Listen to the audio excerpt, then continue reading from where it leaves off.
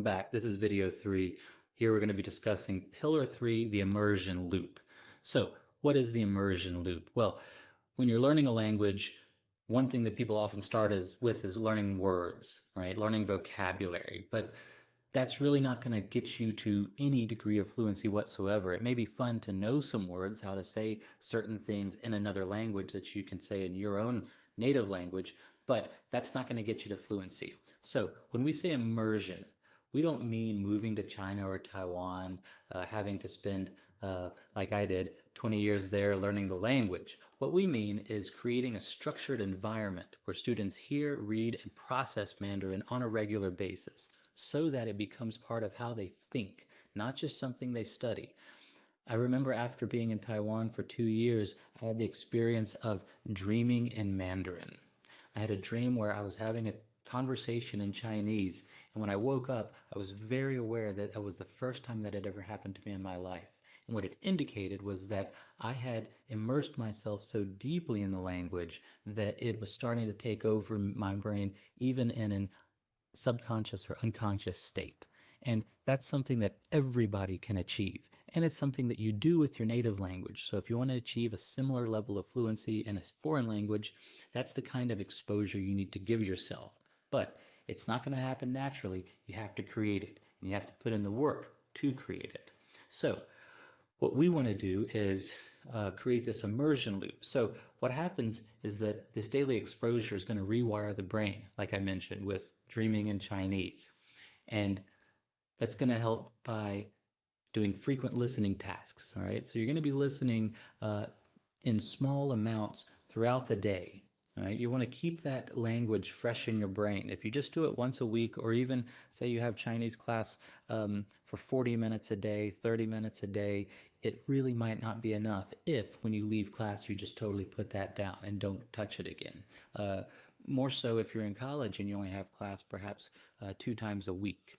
All right, so the listening frequency is important. Finally, repetitive reading. Reading something again and again and again is going to really cement the language, the sounds, and the characters in your brain.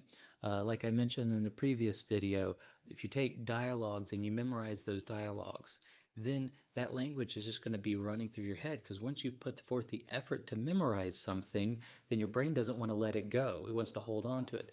That's the kind of attentiveness that we want to have to create that immersion loop.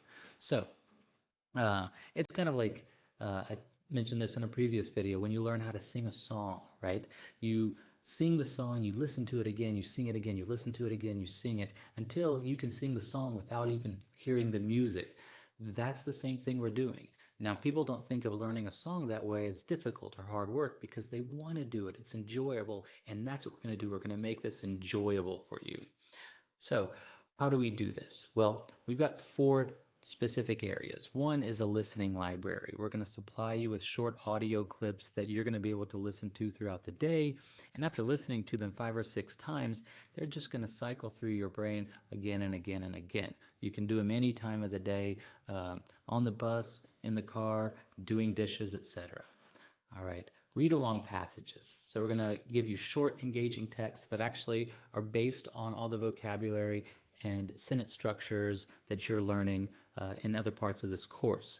And so as you read along, you listen to the audio, all these different connections are going to reinforce that language in your brain, because really the fluency comes from making those connections, from connecting listening to speaking to character recognition to the motivation to learn the language to seeing the results of that effort that you put in. Those connections really are what's going to make that neuroplasticity in the brain able to process the language more and more efficiently. Then we also offer some visual immersion tools, flashcards, images, things like that, because that's just going to be another point of connection for you to learn the language. And the review cycle, and this is extremely important. And when you hear this, sometimes it may be a little bit, sound a little bit boring, like to review. If you have to review for a test, it's usually something you don't want to do.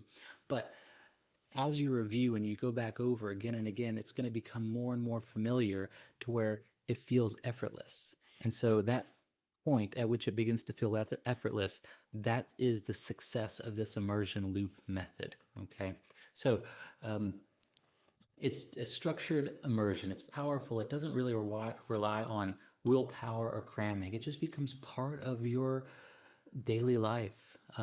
It becomes part of the way you think throughout the day. You're seeing things, and you're seeing a cell phone. You think shoji.